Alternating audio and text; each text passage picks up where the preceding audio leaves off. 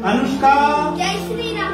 निर्मला, जय श्री राम। रोशनी, जय श्री राम। राधिका, जय श्री राम। गुनगुन, जय श्री राम। दिव्यांशी, जय श्री राम। आस्था, श्रद्धा, जय श्री राम। आयुषी, जय श्री राम। प्रियांशी, जय श्री राम। परी, जय श्री राम। रमा, जय श्री राम। राधा।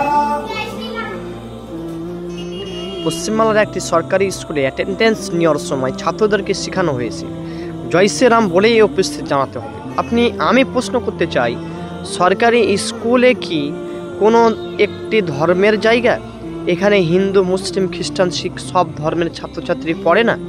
ভারতের সংবিধান বলে ধর্মনিরপেক্ষতা এই দেশের ভিত্তি। আর্টিকেল 28 স্পষ্ট করে বলে সরকারি প্রতিষ্ঠানে ধর্মীয় শিক্ষা বা চাপ দেওয়া যাবে না। তাহলে কোনো শিক্ষক কিভাবে শিশুদের, বাচ্চাদের মুখে জয় শ্রীরাম বলিয়ে অ্যাটেন্ডেন্স নিচ্ছে? এটা কি শিক্ষার নামে ধর্মীয় জোর জবরদস্তি নয়? এটা কি শিশুদের নিরপেক্ষতা ভেঙে তাদের ছোট বয়সে ধর্মীয় বিভেদ শেখানো নয়?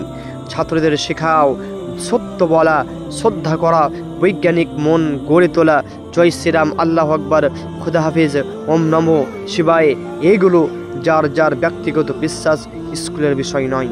আমি শিক্ষক, আমি চাই ছাত্ররা হোক মানবিক, বিজ্ঞান মনস্ক, চিন্তাশীল, কিন্তু কোনো ধর্মের রাজনীতির হাতিয়ার নয়।